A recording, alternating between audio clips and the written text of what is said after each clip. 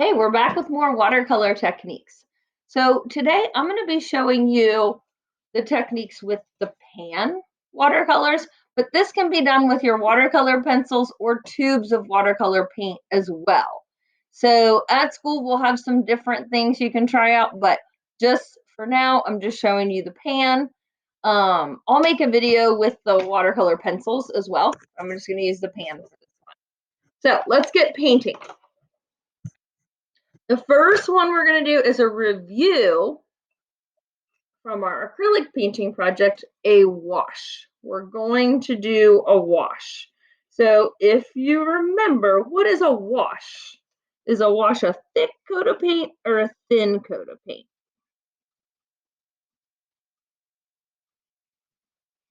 Is a wash a thick or thin coat of paint? If you said a thin coat, you were correct. Good job. It's a thin coat that you can still see the paper through. Okay? I can still see that there's white paper behind there.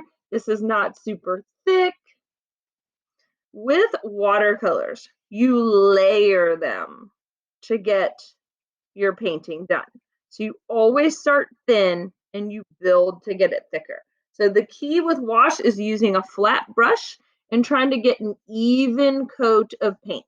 So a flat brush is where all the bristles are together flat, and you can even see the ferrule here. That's the metal part that holds the brush to the wooden handle or plastic, whatever your handle is. Most of them are wood.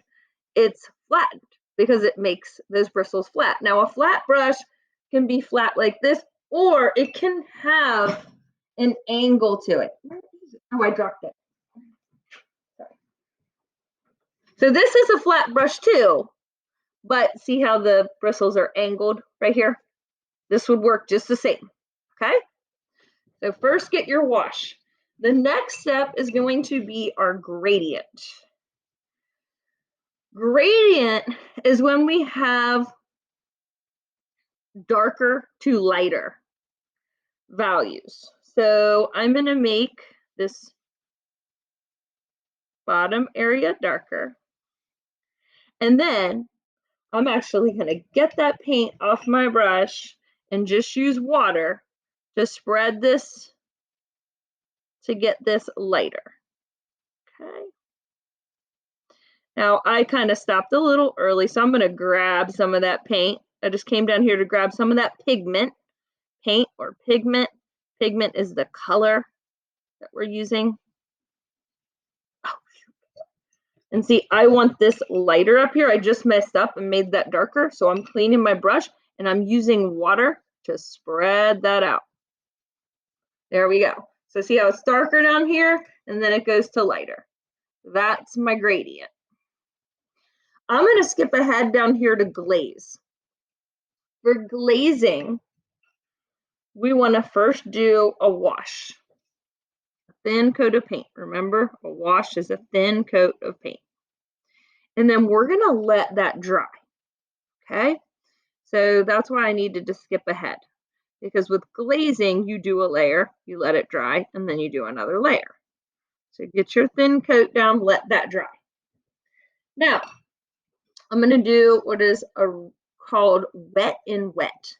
So for wet in wet, you want to work on wet paper. So I'm just doing this little section because I'm just doing a section at a time, because with wet and wet, your paper needs to be really wet and you need to work kind of fast. So I just like to do it by section. So I've got that wet, and then I just bring my round brush. That's your brush with your green handle. You'll also hear me call it a filbert. And when you use that round brush with the green handle and you just dot the paint in there, you can get these really cool kind of like spots of color. I'm about to get cut off, so stay tuned and watch the next video so we can finish wet and wet, resist, and glaze. Thank you.